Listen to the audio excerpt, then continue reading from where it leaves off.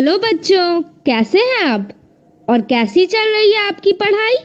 ये तो बहुत अच्छी बात है कि हम लोग प्रतिदिन सुबह 9 बजे से 10 बजे अपनी कॉपी और कलम के साथ मेरा दूरदर्शन मेरा विद्यालय कार्यक्रम देखने के लिए तैयार रहते हैं, जहां क्लास 6 से 8 की पढ़ाई होती है और साथ साथ कुछ अन्य रोचक जानकारियां भी हमें मिलती हैं।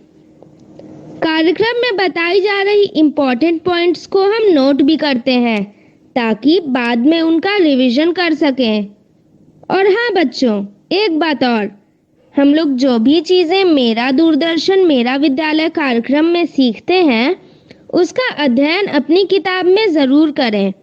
इससे उन चैप्टर्स को हम पूरी तरह समझ पाएंगे। तो आज सबसे पहले हम लोग सुनेंगे बापू की पाती, जिसमें प्यारे बापू के जीवन प्रसंग से जुड़ी बातों को सुनकर हम उनसे प्रेरणा पाते हैं। उसके बाद पढ़ाई करेंगे विज्ञान विषय की, जिसमें सबसे पहले क्लास 6 में पौधों को जानिए भाग 1 एवं 2 का अध्ययन करेंगे। फिर क्लास 7 में भौतिक परिवर्तन के बारे में समझेंगे। उसके बाद हम तारा के साथ रहेंगे तैयार कोरोना से बचाव के बारे में जानने के लिए। फिर हम शामिल होंगे क्लास 8 में और पेड़ पौधे हमारे जीवन रक्षक भाग 1 चैप्टर का अध्ययन करेंगे। और सबसे अंत में जानेंगे कि इंस्पायर अवार्ड क्या है और इसमें कैसे भाग लिया जाता है। तो चलिए शुरू करते हैं आज की विज्ञान की क्लास मेरा दूरदर्शन मेरा विद्यालय के साथ। बापू की कहानी, जिसमें हम बात करेंगे महात्मा गांधी के जीवन के बारे में। पिछली बार हमने ये जाना कि दक्षिण अफ्रीका में प्रिटोरिया नामक जगह पर जाते वक्त गोरे लोगों ने यानी कि अंग्रेजों ने ट्रेन में अव्वल दर्जे में बापू को सफर नहीं करने दिया। उनको तो घोड़ा गाड़ी के अंदर भी नहीं बैठने दिया। बापू ने होटल में भी पीछे जाकर के खाना खाया था। बापू यह सब काले गोरे का भेद एक अन्याय की तरह मानते थे। प्रिटोरिया में मोहनदास का परिचय जाने माने हिंदुस्तानी व्यापारियों से होने लगा था। उन्होंने सभी भारतीय लोगों से मिलने की इच्छा जाहिर की। एक व्यापारी के घर हिंदुस्तानियों की सभा बुलाई गई। कई लोग आए। मोहनदास ने पहली बार ठीक से भाषण दिया, जिसके बाद बहुत से लोगों से बातचीत हुई। इस सभा में यह तय हुआ कि कुछ अनपढ़ लोग मोहनदास से अंग्रेजी सीखेंगे। ये कक्षाएं 8 महीने चली। मोहनदास का जीवन सामाजिक बनने लगा। दादा अब्दुल्ला के जिस मुकदमे में मदद देने वे आए थे वो भी चल रहा था। अनुभवी वकीलों के साथ काम करने से मोहनदास को वकालत समझ आने लगी। दोनों पक्षों में रिश्तेदारी थी। मोहनदास ने उन्हें समझाया कि अदालत में मामला चलता रहा तो जीतने वाले को भी बहुत लाभ नहीं होगा। उन्होंने सुझाया कि दोनों पक्ष अपने भरोसे के लोगों को पंच बना ले और फिर उनका किया समझौता मान ले। पंचों ने फैसला दादा अब्दुल्ला के पक्ष में किया, लेकिन मोहनदास ने उन्हें मनाया कि वे अपने रिश्तेदार को खूब सारा समय दें नुकसान की भरपाई के लिए, ताकि उसके व्यापार का दिवाला न निकल जाए। और फिर इस समझौते से दोनों पक्षों को सम्मान मिला। रिश्तेदारों में आपसी प्यार लौट आया। काम पूरा हो गया था। अब मोहनदास को स्वदेश लौटना था। दादा अब्दुल्ला अब उन्हें बहुत चाहने लगे थे। उन्होंने मोहनदास के सम्मान में एक सामूहिक भोज रखा। उस समय दक्षिण अफ्रीका में हिंदुस्तानियों के खिलाफ एक नया कानून आने वाला था। कुछ लोगों ने अब्दुल्ला सेठ से कहा कि आप गांधी भाई को रोक लीजिए, वो जैसे कहेंगे हम वैसे इस कानून से लड़ेंगे। और फिर देखते ही देखते भोजन सभा एकदम से आंदोलन के कार्यालय में बदल गई। गांधी भाई 1 महीने ही नहीं 1 साल के लिए नेटाल राज्य में रुक गए। उन्हें 20 व्यापारियों ने मिलकर पेशगी रकम दी और अपना वकील नियुक्त किया। भारतीय राष्ट्रीय कांग्रेस की तर्ज पर मोहनदास ने नेटाल इंडियन कांग्रेस का गठन सन 1894 में किया। हिंदुस्तानियों को कई जुल्म सहने पड़ते थे। रात को बिना पहचान पत्र वो बाहर नहीं निकल सकते थे और चुनाव में भी ज्यादातर भारतीय वोट नहीं डाल सकते थे। पर सबसे बुरे हाल तो अनपढ़ मजदूरों के थे। उनके गोरे मालिक उन्हें गुलामों की तरह रखते थे, जब चाहे पीट देते थे और उन पर नए कर भी लगाए जाते थे। ये मजदूर सन 1860 के बाद तमिलनाडु, आंध्रा और बिहार जैसे राज्यों से गन्ने की खेती के लिए आए थे।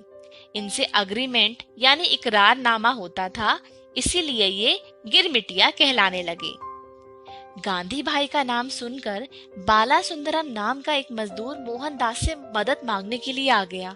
उसके गोरे मालिक ने उसे बुरी तरह पीट दिया था और उसके 2 दांत तोड़ दिए थे। उसका इलाज कराकर मोहनदास उसे एक मजिस्ट्रेट के पास ले गए। उसकी मुक्ति हुई। गांधी भाई गिरमिटिया मजदूरों के नेता हो गए। अब मोहनदास की कांग्रेस के साथ तरह तरह के हिंदुस्तानी आ गए थे। अमीर और गरीब, हर धर्म के लोग, मुस्लिम, पारसी, हिंदू, ईसाई और तरह तरह की जुबानें, गुजराती, तमिल, भोजपुरी, तेलुगु, उर्दू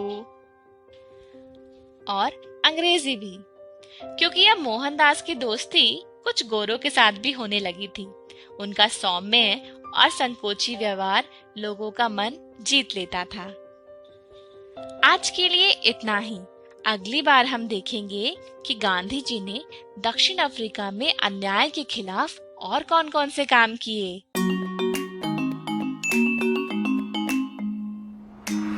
पिकनिक पर आए लोग अलग अलग तरह के खेल खेल रहे थे। कुछ बच्चे गाने गा रहे थे, कुछ पकड़म पकड़ाई खेल रहे थे और कुछ चादर बिछाकर बातचीत कर रहे थे। पुष्पा और पंकज गेंद से पास पास खेल रहे थे। खेलते खेलते पुष्पा के हाथ से गेंद फिसलकर पास ही गुलाब के फूल पर जा लगी। अरे पुष्पा, गुलाब का पौधा कहीं टूट तो नहीं गया? देखते हैं पंकज। नहीं नहीं, पौधा सही सलामत है। पंकज ये देखो, यहाँ गुलाब के अलावा और भी छोटे छोटे फूल के पौधे हैं। ये शाख और झाड़ी प्रकार के पौधों के अच्छे उदाहरण हैं। तभी पिताजी पास आते हैं। अरे वाह पुष्पा, तुम्हें पता है कि गुलाब का पौधा एक झाड़ी है? यह मुझे भी पता है पिताजी। हमें कल की कक्षा में पढ़ाया गया है कि पौधे 4 प्रकार के होते हैं। अच्छा बताओ कौन से? शाख, झाड़ी, वृक्ष एवं लताएं भी 2 प्रकार की होती हैं। विसर्पी लताएं और आरोही लताएं। पिताजी, ये मुझे बताना था। अच्छा पंकज, एक काम करते हैं। पौधों के कुछ प्रकार तुम समझाओ और कुछ मैं समझाती हूँ। ऐसे हम दोनों को पूरी तरह समझ भी आ जाएगा और याद भी रहेगा। ठीक है, मैं शाख से शुरू करता हूँ। देखो, ये जो छोटे पौधे हैं ना, जिनका तना नाजुक होता है, इन्हें शाख कहते हैं। धनिया, पुदीना, मूली, गाजर, शलगम, गेहूं, चावल, सरसों आदि शाखों के अन्य उदाहरण हैं। बहुत अच्छे। मैं एक मजे की बात बताता हूँ। ज्यादातर शाख पौधे छोटे होते हैं, लेकिन केले का पौधा भी एक शाख है और वह काफी बड़ा होता है। अरे वाह, मुझे नहीं पता था कि केले का पौधा भी शाखों में गिना जाता है। अच्छा, अब मैं बताती हूँ झाड़ियों के बारे में। ये पौधे छोटे एवं मध्यम आकार के होते हैं और इनके तने कठोर किंतु पतले होते हैं। इनकी शाखाएं भी जमीन के पास से ही निकलना शुरू कर देती हैं। नींबू, तुलसी, गुलाब और अनार झाड़ियों के कुछ उदाहरण हैं। पौधों का अगला प्रकार है पेड़। इनके तने बेहद कठोर तथा मोटे होते हैं और शाखाएं जमीन से काफी ऊपर उठी होती हैं। आम, खजूर, नारियल आदि पेड़ों के कुछ उदाहरण हैं। बच्चों, क्या तुम जानते हो कि दुनिया का सबसे ऊंचा पेड़ रेडवुड है, जो कि 100 मीटर से भी ज्यादा ऊंचा हो सकता है, यानी लगभग 300 मंजिला इमारत से भी ऊंचा। ये पेड़ अमेरिका में पाया जाता है। क्या इतनी ऊंची तो हमारे शहर की इमारतें भी नहीं है। एक तरफ है रेडवुड का पेड़ जो इतना ऊंचा हो जाता है और दूसरी तरफ है विसर्पी लताएं जो जमीन से ऊपर ही नहीं उठती। लताओं के तने कोमल होते हैं पुष्पा, इसीलिए ये जमीन पर ही इधर उधर फैल जाती हैं। कद्दू, तरबूज, खरबूजा आदि विसर्पी लताओं के उदाहरण हैं। तरबूज, खरबूजे और आम के बारे में सोचकर तो मुंह में पानी आ गया। अच्छा, क्या लौकी के बारे में सोचकर भी मुंह में पानी आता है? लौकी मैं तुम्हें खिलाऊंगा, मुझे नहीं पसंद। मुझे तो पसंद है। ये पौष्टिक फल जो हम सब्जी की तरह पकाकर खाते हैं, हमें आरोही लताओं से मिलता है। ये लताएं अपने आसपास के पेड़ों, सीढ़ियों या अन्य मजबूत चीजों के सहारे ऊपर चढ़ जाती हैं। अंगूर भी आरोही लता का एक उदाहरण है। ये बताओ तो मैं मान लूंगा कि तुम्हें पौधों के बारे में बहुत कुछ पता है। हाँ हाँ, पूछो। दुनिया का सबसे बड़ा फल किस पेड़ में लगता है? अरे, ये तो मैंने कभी सोचा ही नहीं। लताओं के बारे में बात हो रही है तो तरबूज ही होगा। तरबूज? क्या आपको पता है? सही कहा। कटहल का फल सभी फलों से बड़ा होता है और कटहल के पेड़ पे लगता है। पता है, कटहल का एक फल 50 किलो तक का भी हो सकता है। पुष्पा, जो लोग ये वीडियो देख रहे हैं उन्हें तुमसे ज्यादा पता है। आज तो मजा आ गया और ये भी पता चला कि मेरे दोनों बच्चे बहुत होशियार हैं। अब अंधेरा होने लगा है, घर चलने की तैयारी करो। अरे कितना मजा आ रहा था। कोई बात नहीं, कल शाम सुंदर अंकल के बागीचे में चलते हैं। हाँ पुष्पा, पक्का चलेंगे, क्योंकि अभी तो हमें पौधों के तनों, फूलों और उनकी जड़ों आदि पर भी चर्चा करनी है। चलो बच्चों, देर हो रही है। हाँ पिताजी, चलते हैं। कल पार्क में पौधों के प्रकारों के बारे में चर्चा करने के बाद आज शाम को पुष्पा और पंकज सुंदर अंकल के बगीचे में मिलते हैं। सुंदर अंकल को पौधों से अत्यधिक लगाव है और वह पौधों के बारे में अच्छी खासी जानकारी रखते हैं। अभी वह अपने पौधों की देखभाल में लगे हुए हैं। नमस्ते सुंदर अंकल। नमस्ते बच्चों, आज यहाँ कैसे आना हुआ? अंकल, हमारे विज्ञान की पुस्तक में पौधों पर एक अध्याय है। क्या हम उसके बारे में आपके बगीचे में चर्चा कर सकते हैं? हाँ बच्चों, क्यों नहीं। मेरी सहायता की जरूरत हो तो बताना। शुक्रिया अंकल। पंकज, कल हमने पौधों के प्रकारों पर चर्चा की थी, अब उनके भागों पर चर्चा करते हैं। ये तो बहुत आसान है पुष्पा। पौधों के मुख्य भाग इनके तने, पत्तियां, जड़ें एवं फूल होते हैं। बिल्कुल ठीक। याद है, पौधों के प्रकारों की चर्चा करते समय हमने देखा था कि पौधों के हर प्रकार के तने अलग तरह के होते हैं। हाँ, पंकज, तना ही वह भाग है जो पौधों की ऊपरी संरचना को सहारा देता है। तने पानी और मिट्टी में विलीन खनिज पदार्थ पेड़ पौधों की शाखों से होते हुए पत्तियों तक पहुंचाते हैं और पत्तियों में प्रकाश संश्लेषण से बना भोजन पौधे के विभिन्न भागों तक पहुंचता है।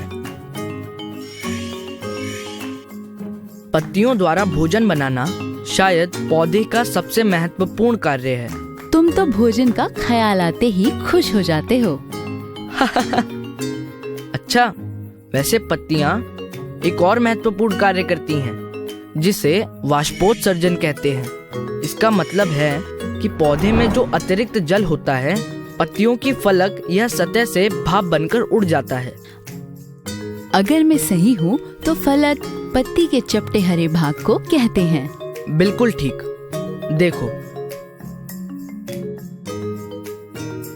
पत्ती के मध्य में जो ये हल्की कठोर रेखा जैसी संरचना है, इसको मध्य शिरा कहते हैं और इसके आसपास ये अन्य शिराएं हैं। शिराओं द्वारा बनाई गई इस जाली जैसी संरचना को शिरा विन्यास यानी रेटिकुलर वेन कहते हैं। अरे, हमारे घर में पानी का संचालन भी तो ऐसे ही होता है।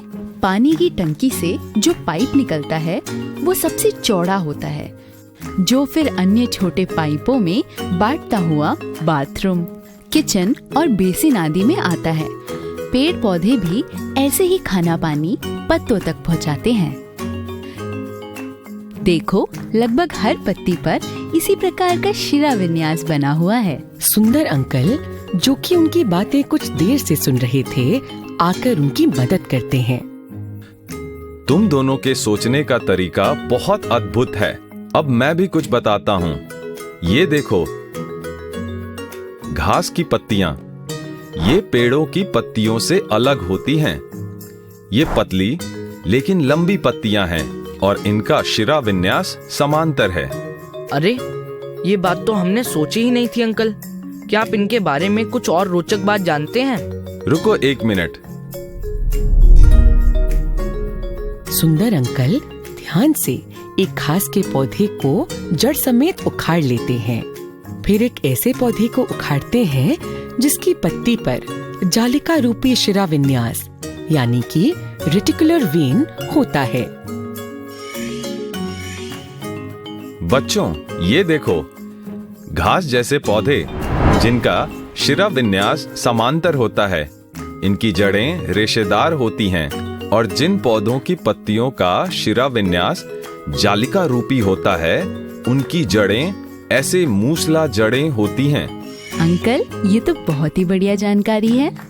जड़ें भी पौधों का बहुत ही महत्वपूर्ण भाग होती हैं।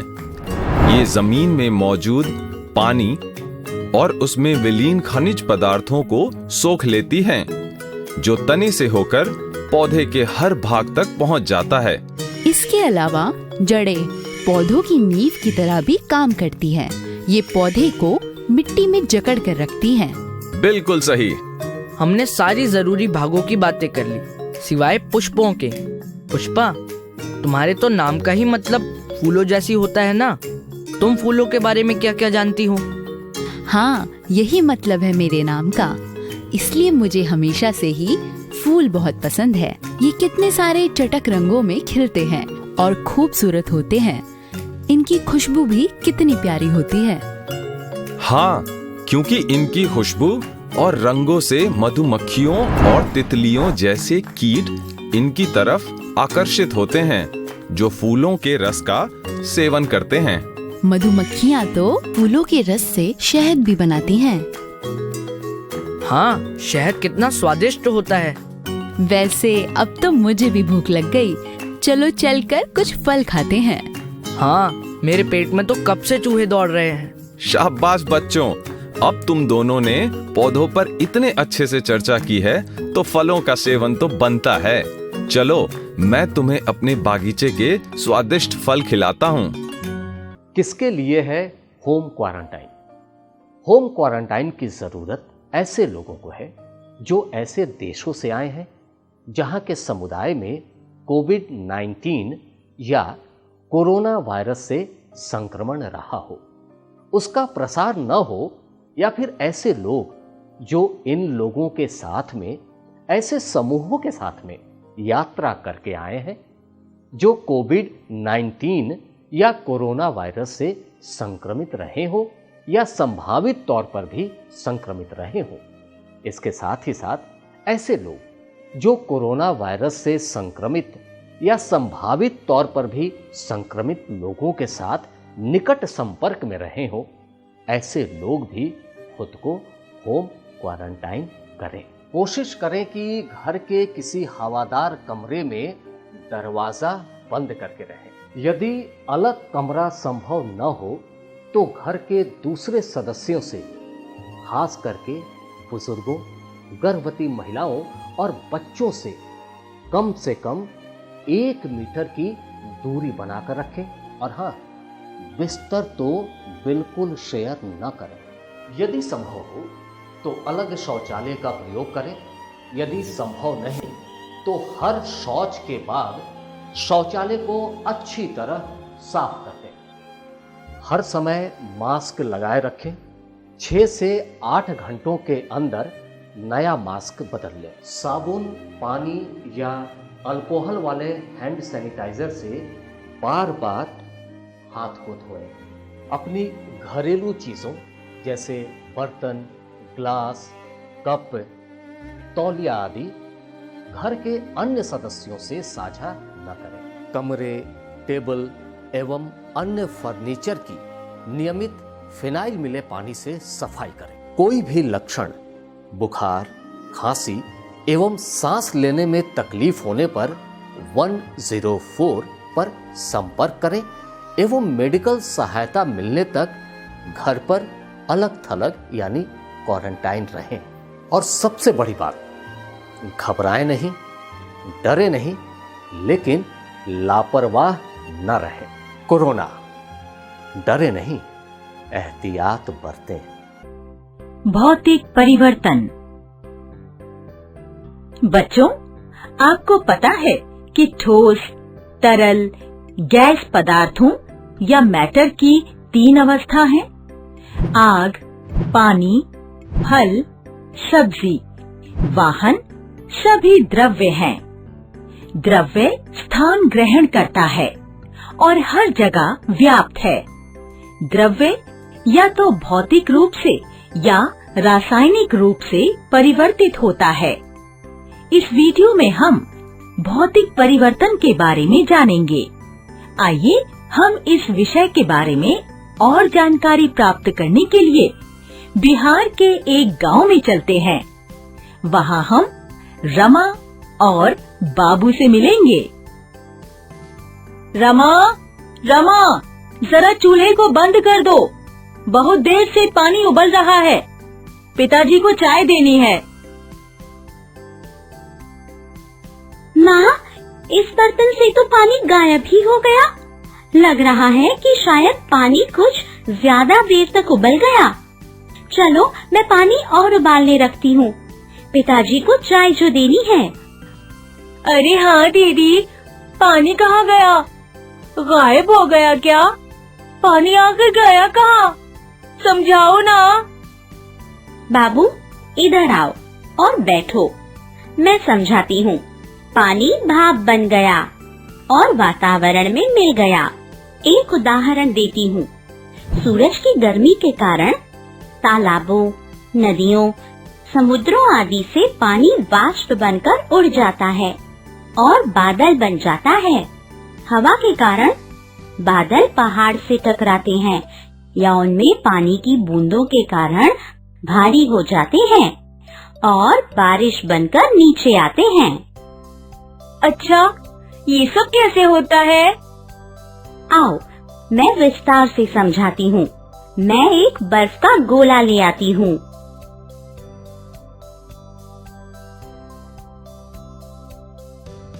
बच्चों, एक प्रयोग करते हैं। आप एक चॉक का टुकड़ा लें और इसे पाउडर बना लें। फिर पूरे पाउडर को इकट्ठा करें, थोड़ा पानी डालें और इसे चॉक के आकार में बेलकर सूखने दें। क्या आप पूरे चॉक के टुकड़े को वापस पा सकते हैं? दीदी, इस बर्फ के गोले से क्या करोगी? ये तो पिघल रहा है। ये तो अभी पानी बन जाएगा। हाँ, तुमने सही कहा। यह बर्फ पिघलकर पानी बन जाएगी। इसे भौतिक परिवर्तन कहते हैं। यदि तुम इसी पानी को फिर से जमाते हो तो यह बर्फ बन जाएगा। क्या इसका मतलब है कि ये परिवर्तन उल्टा हो सकता है? हाँ, तुम सही कह रहे हो। भौतिक परिवर्तन परिवर्ती है। जब कुछ समय पहले पानी पूरा उबल गया था, वह भाप बन गया। अगर हम उस बर्तन पर ढक्कन रख दें, पानी की बूंदें उस पर जम जाएंगी और वह भाप फिर से पानी बन जाएगा। ये दिलचस्प है। क्या ऐसे कुछ और भौतिक परिवर्तन हमारे दैनिक जीवन में देखने को मिलते हैं? हाँ, पता है, भौतिक परिवर्तन में कोई नया पदार्थ नहीं बनता है। बर्फ पिघलने पर पानी बनता है और पानी ठंडा होने पर बर्फ बन जाता है। क्या तुम ऐसे परिवर्तन का एक और उदाहरण दे सकते हो? मुझे सोचने दो। याद रखना कि भौतिक परिवर्तनों में किसी पदार्थ का रंग, आकार, पदार्थ की स्थिति बदल सकती है। हाँ, मुझे याद आया। जब हम आटे को गूंथते हैं और इसका गोला बनाते हैं, वह एक भौतिक परिवर्तन है। उस आटे के गोले से रोटी बेलते हैं, वो भी भौतिक परिवर्तन हुआ। सही कहा। बगैर सेकी हुई रोटी एक भौतिक परिवर्तन का उदाहरण है। अगर हमें रोटी की आवश्यकता नहीं है, तो हम बगैर सेकी हुई रोटी को फिर से आटा बना सकते हैं। थोड़ी सी पिसी हुई चीनी को पानी में घोलने से क्या होता है? वह घुल जाती है। ये भौतिक परिवर्तन होता है। इससे कुछ नया पदार्थ नहीं बनता है। अगर कागज फट जाता है और कई हिस्सों में बंट जाता है, परिवर्तन जरूर होता है, लेकिन द्रव्यमान में कोई बदलाव नहीं होता। यदि हम सभी फटे हुए कागजों के टुकड़ों को जोड़ेंगे, तो उनका द्रव्यमान मूल कागज के समान होगा। काफी मिश्रण भौतिक परिवर्तन के उदाहरण हैं। जैसे पानी में नमक मिलाने से वह एक मिश्रण बनता है और वह ठंडा होने पर नमक और पानी अलग अलग हो जाता है। अरे वाह, तुम्हें तो जल्दी समझ आ गया। भौतिक परिवर्तन ज्यादातर अस्थायी होते हैं। ऐसे हम कई भौतिक परिवर्तनों को हर दिन देखते हैं। दीदी, एक मजेदार बात बताऊं? जब मेरे बाल बढ़ जाते हैं, तब मैं नाई के पास जाकर बाल कटवाता हूँ। यह भी भौतिक परिवर्तन है। मेरे बाल छोटे हो जाते हैं और समय के साथ बाल वापस बढ़ जाते हैं। सही कहा। चलो अब खेलने चलते हैं। बच्चों, आज हमने भौतिक परिवर्तन के बारे में ज्ञान प्राप्त किया। लकड़ी काटना, लाल और हरे रंग के पत्थर मिलाना, बर्फ का निर्माण, एक सेब काटना, पानी और रेत मिलाना, नमक और चीनी मिलाना इत्यादि भौतिक परिवर्तन के कई उदाहरण हैं। हम अगले वीडियो में रासायनिक परिवर्तन के बारे में जानेंगे। फिर मिलेंगे।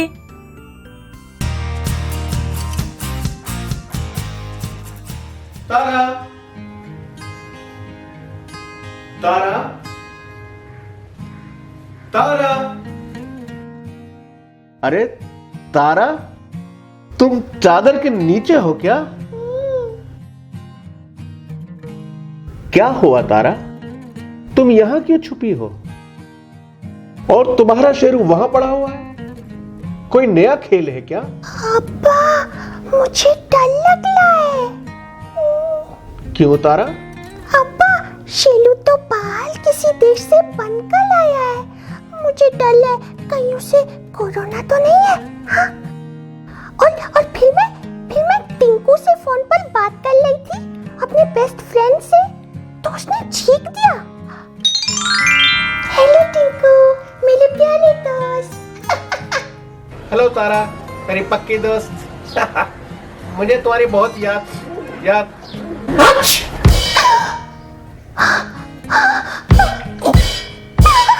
सॉरी, ठीक आ गई। मुझे तुम्हारी बहुत याद आ रही थी तारा। तारा, कट गया।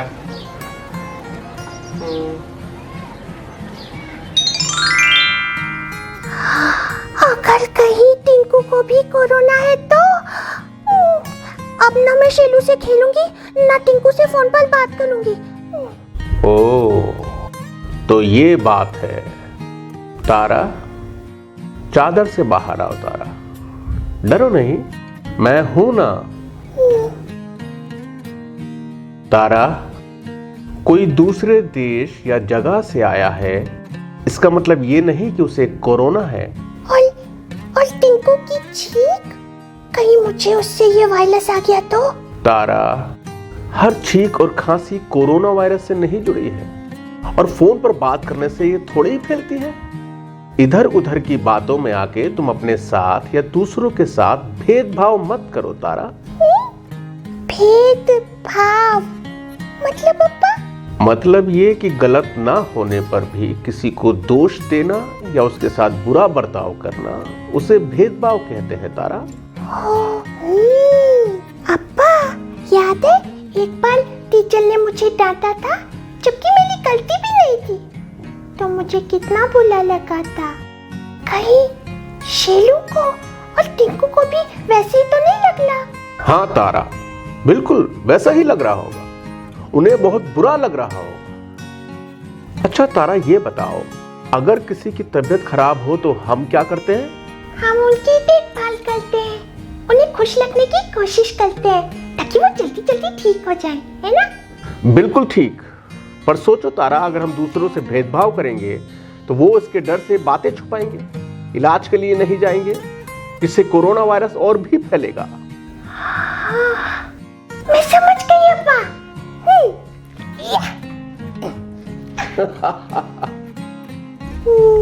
सॉरी शेलू। ओह, मैं टिंकू को भी फोन करके सॉरी बोलूंगी। हेलो मेरे प्यारे दोस्त Tinku. Hello Tara. I am sorry, मैंने डर के जल्दी जल्दी में फोन कट कर दिया था। कोई बात नहीं तारा, हम लोग पक्के दोस्त हैं ना। अब मैं ऐसा कभी नहीं करूंगी, प्रॉमिस। अरे तारा, सुनो तारा, डॉक्टर अंकल को नमस्ते बोलो। हेलो, नमस्ते डॉक्टर अंकल। नमस्ते तारा। अरे क्या हुआ, आप ऐसे उदास क्यों हैं? अरे कुछ नहीं, आजकल कुछ लोग डॉक्टर्स और ऐसे तमाम लोगों के साथ भेदभाव कर रहे हैं जो कोरोना से सबको बचाने में लगे हुए हैं। पर ये तो गलत है। आप और आपके जैसे सभी लोगों को तो थैंक यू बोलना चाहिए। तारा, काश सब लोग तुम्हारी तरह सोचते। दोस्तों, कहीं आप तो किसी के साथ भेदभाव नहीं कर रहे हैं ना? डॉक्टर वगैरह तो हमारी मदद ही कर रहे हैं, उनके साथ बुरा बर्ताव तो बहुत गलत बात है। अच्छा डॉक्टर अंकल, क्या हम आपके काम में कोई मदद कर सकते हैं? क्यों नहीं तारा, बिल्कुल कर सकते हैं। अभी घर में ही रहो, दूसरों की गलत बातों में मत आओ, इससे हमारा काम आसान होगा, क्योंकि ऐसे कोरोना को फैलने से हम रोक सकते हैं। Okay doctor uncle, bye bye. तुम ये सामान लेकर कहाँ जा रही हो तारा? वो तो मैं और अप्पा पौधों की देखभाल करेंगे, उनको पानी देंगे डॉक्टर अंकल। गार्डनिंग, ये तो बहुत मजेदार काम है तारा। अच्छा मैं भी चलता हूँ तारा, तुम कभी कभी यूं ही मुझे फोन कर लिया करो, मुझसे बातें कर लिया करो, अच्छा लगता है। जरूर doctor uncle, bye bye. Okay bye. अप्पा देखो, बुला ना देखो, बुला ना सुनो, बुला ना कहो। मजा आया ना तारा? बहुत मजा आया है अप्पा। ठीक है तारा, तो ये बताओ तुमने क्या सीखा? भेदभाव से नहीं, मेल मोहब्बत का हो साथ, तो हम जरूर देंगे कोरोना को मात। हाँ? बिल्कुल सही।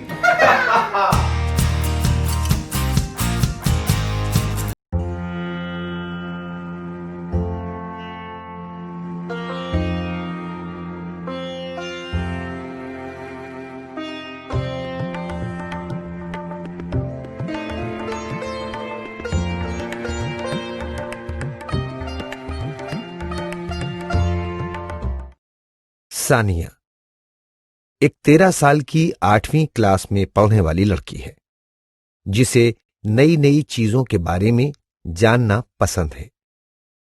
कबीर, सानिया का बड़ा भाई, जिसकी उम्र 14 साल है, वो 9वीं क्लास में पढ़ता है और सानिया को नई नई चीजें समझने में मदद करता है।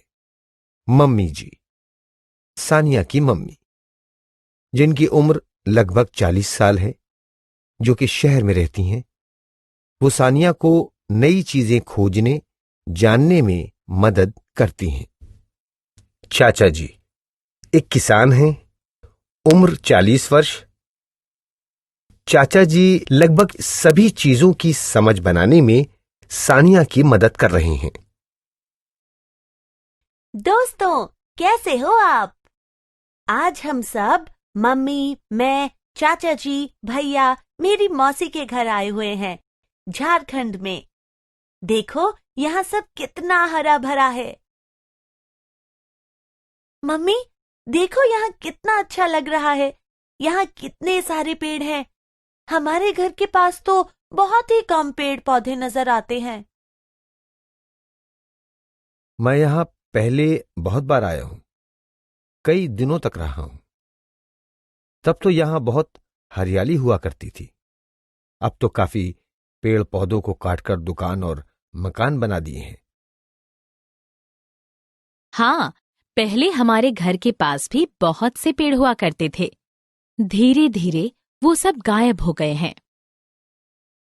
पहले वहां कितनी सारी चिड़िया दिखती थी, लेकिन अब शायद ही कुछ पक्षी दिखते हैं, है ना? जब पेड़ पौधे ही नहीं तो पक्षी कैसे रहेंगे? चाचा जी के गांव में पेड़ पौधे हैं, तो वहां इतने पक्षी भी दिखते हैं। मुझे डर है, अगर यहाँ भी इसी तरह पेड़ों को काटते रहे तो कहीं यहाँ के जंगल पूरी तरह बर्बाद ना हो जाएं। वैसे ये तो बहुत गलत बात है ना दोस्तों? कभी फर्नीचर बनाने के लिए, घर बनाने के लिए, तो कभी ईंधन के लिए हम अपनी जरूरतों के लिए लगातार पेड़ों को काटते जा रहे हैं। आप इस बारे में क्या सोचते हैं? तुम्हें पता है, कई बार जंगलों में आग भी लग जाती है। कभी बाढ़, भूकंप जैसी आपदा से जंगल बर्बाद हो जाते हैं। इसका मतलब प्राकृतिक कारणों से भी जंगलों की बर्बादी होती है ना? सानिया, तुम जानती हो ना कि जंगलों के विनाश से क्या-क्या समस्याएं हो सकती हैं? पौधों के बिना ऑक्सीजन की मात्रा कम होगी और हमारा श्वास लेना भी मुश्किल हो जाएगा। वायु प्रदूषण भी बहुत बढ़ जाएगा। बिल्कुल सही। पेड़ों की कटाई से हवा में कार्बन डाइऑक्साइड बहुत बढ़ जाएगी। तुम्हें पता है ना, इसके बहुत अधिक बढ़ जाने से क्या होगा? क्या होगा भैया? तुमने पढ़ा होगा कि पौधे अपना भोजन कैसे बनाते हैं। चलो देखते हैं कि तुम्हें उसके बारे में क्या-क्या याद है। तो बताओ, पौधे को अपना भोजन बनाने के लिए कौन सी गैस की जरूरत होती है? कार्बन डाइऑक्साइड की जरूरत होती है। शाबाश सानिया। अब सोचो कि अगर इस कार्बन डाइऑक्साइड का इस्तेमाल करने वाले पेड़ ही नहीं रहे तो क्या होगा? कार्बन डाइऑक्साइड की मात्रा बढ़ती चली जाएगी। हाँ, और इसकी मात्रा बढ़ने से पृथ्वी का तापमान भी बढ़ता जा रहा है। ओह, अच्छा, ये तो विश्व उष्णन यानी ग्लोबल वार्मिंग वाली बात है ना भैया? मैंने इसके बारे में पढ़ा था। हाँ, सही कहा। चाचा जी, आपने गांव में फसल के बारे में बताया था कि पौधों की जड़ें भूमि से जल सोखती हैं। पेड़ नहीं होंगे तो जमीन के नीचे मिट्टी में नमी नहीं रहेगी। इससे तो आपको बहुत समस्या होती होगी, है ना? बिल्कुल। इससे मिट्टी का उपजाऊपन खत्म हो जाता है, क्योंकि भूमि में जल बहुत ही कम हो जाता है। आओ मैं तुम्हें दिखाता हूं। यह है मिट्टी, इसमें कोई पेड़ पौधा नहीं। ये इस मिट्टी में ये पौधे लगे हैं। अब तुम दोनों बारी बारी से तेजी से पानी डालकर देखो क्या होता है।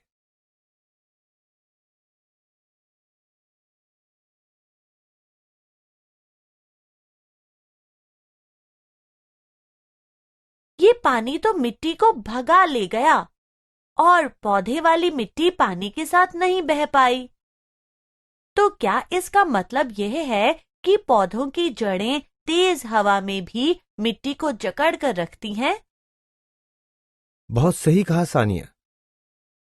तो इसका मतलब अगर हम ज्यादा पेड़ लगाएं तो मिट्टी में नमी बनी रहेगी और इससे मिट्टी का हवा और पानी से कटाव भी कम होगा, यही ना? दोस्तों, ये तो मृदा अपरदन वाली बात हुई ना। इसके बारे में हमने कक्षा 7वीं में पढ़ा था। मृदा अपरदन में जल भूमि की ऊपरी मृदा के कणों को बहा ले जाता है। सान्या, तुम्हें पता है कि वनों के विनाश के कारण ही बाढ़ और सूखा जैसी आपदाएं भी आती हैं? हाँ, वनों की कटाई से बारिश पर भी असर पड़ता है। बारिश में कमी होती है। वनों के कटाई से एक ओर जहाँ वर्षा में कमी आती है तो दूसरी ओर बाढ़ आती है। यह कैसे संभव हो सकता है? दोस्तों, क्या इसका संबंध भी मिट्टी का जल सोखने की शक्ति से हो सकता है? आप इस बारे में क्या सोचते हैं? क्या सोच रही हो सान्या? मैं सोच रही हूँ कि जंगलों का विनाश इतनी बड़ी समस्या है, तो हमें इसके कुछ हल ढूंढने चाहिए। तो क्या सोचा तुमने? हम घरों में लकड़ी से बनी चीजों का उपयोग कम कर सकते हैं। क्यों दोस्तों, आपको क्या लगता है? क्या हम लकड़ी की बजाय किसी और चीज से बने दरवाजों या फर्नीचर का इस्तेमाल कर सकते हैं? जैसे कृत्रिम प्लास्टिक, लोहे का दरवाजा और लोहे की खिड़की और एल्युमिनियम का दरवाजा, प्लास्टिक की कुर्सी और सीमेंट की बेंच।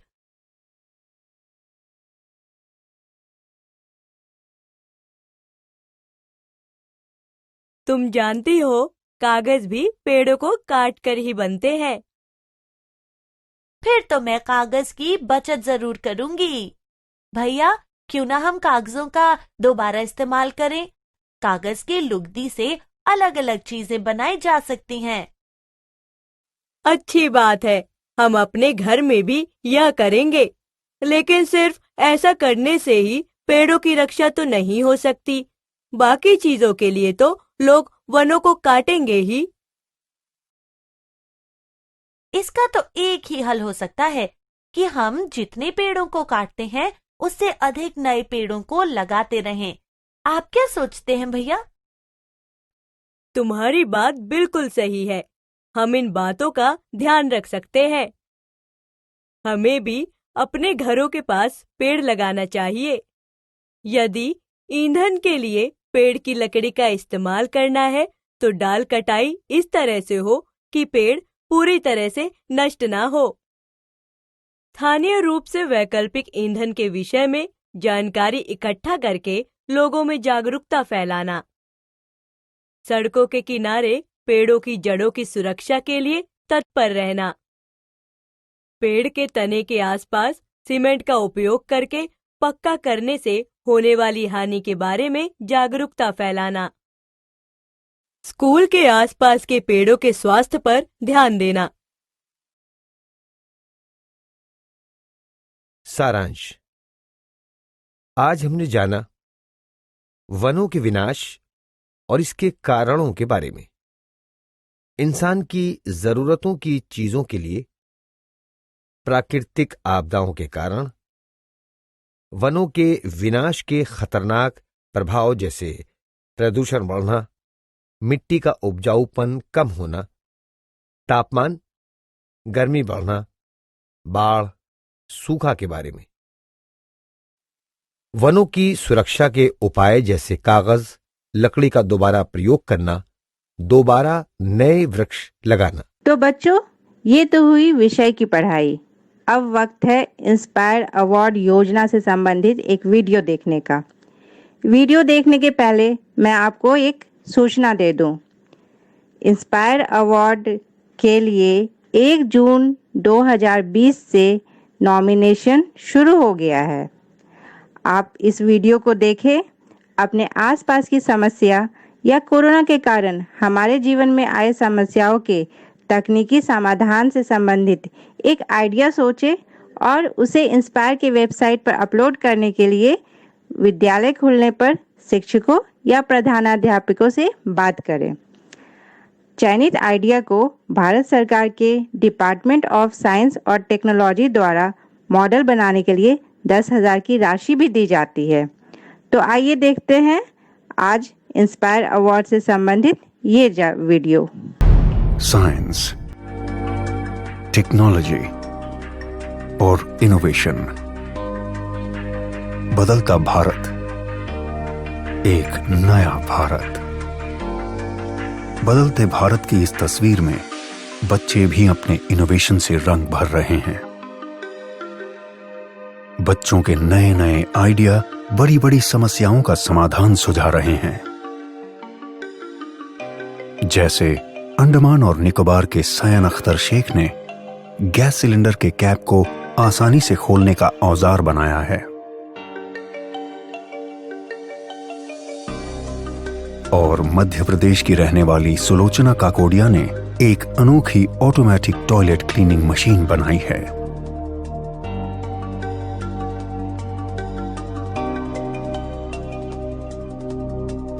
भारत सरकार का विज्ञान एवं प्रौद्योगिकी विभाग DST और राष्ट्रीय नव प्रवर्तन प्रतिष्ठान भारत NIF ऐसे ही लाखों नन्हे इनोवेटर्स को देश भर से ढूंढने का प्रयास कर रहे हैं। और इस अभिनव प्रयास का माध्यम है इंस्पायर अवार्ड्स मानक। इस प्रतियोगिता में कक्षा 6 से 10 तक के स्कूली बच्चे भाग लेते हैं,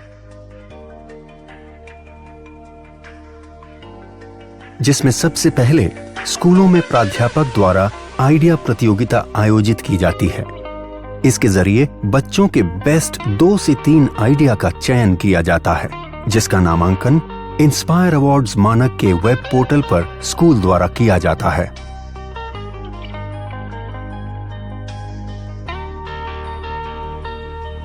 प्रतियोगिता में देश भर से लाखों विचारों को एकत्र किया जाता है। फिर 1 लाख सर्वश्रेष्ठ विचारों का चयन कर उन्हें प्रोटोटाइप बनाने के लिए 10,000 रुपए की आर्थिक सहायता दी जाती है।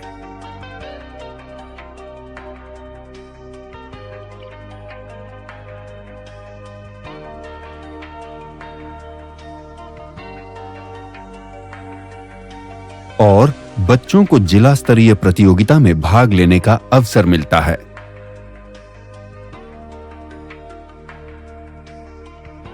इसके बाद 10,000 आइडिया को राज्य स्तरीय प्रदर्शनी में भाग लेने का मौका मिलता है, जहां से श्रेष्ठ 1000 आइडिया को राष्ट्र स्तरीय प्रतियोगिता के लिए चयनित किया जाता है। इन आइडिया के प्रोटोटाइप को बेहतर बनाने के लिए NIF देश के विभिन्न तकनीकी संस्थानों के सहयोग से मेंटरिंग वर्कशॉप के जरिए विद्यार्थियों को मदद और तकनीकी सलाह उपलब्ध कराता है।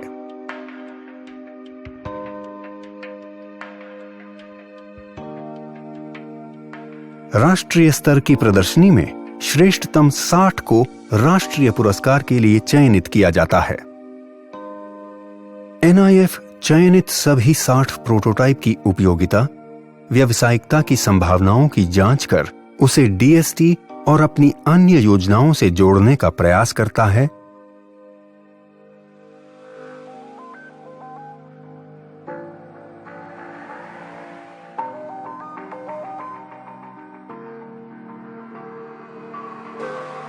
तथा वार्षिक festival of innovation and entrepreneurship में उनकी प्रतिभागिता कराता है।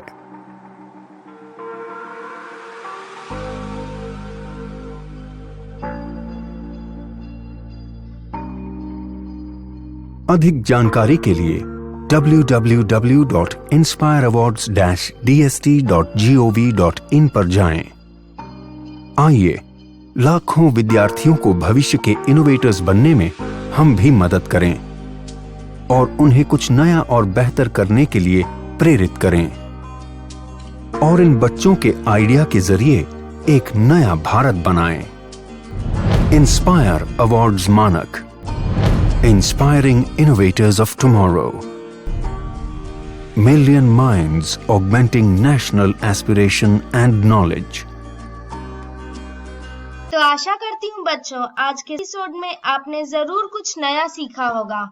आप अपने विचार हमें स्क्रीन पर दिए गए व्हाट्सएप नंबर 9431043527 या ईमेल आईडी bepcddprogram@gmail.com पर भेज सकते हैं। और हाँ, आप मेरा दूरदर्शन मेरा विद्यालय कार्यक्रम को कभी भी बिहार शिक्षा परियोजना परिषद के यूट्यूब चैनल पर देख सकते हैं।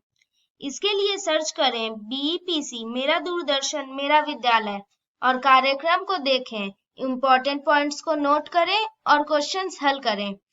इसके अलावा इसके सारे एपिसोड बिहार शिक्षा परियोजना परिषद की वेबसाइट पर डिजिटल लर्निंग सेक्शन में भी उपलब्ध है। विजिट करें www.bepcssa.in।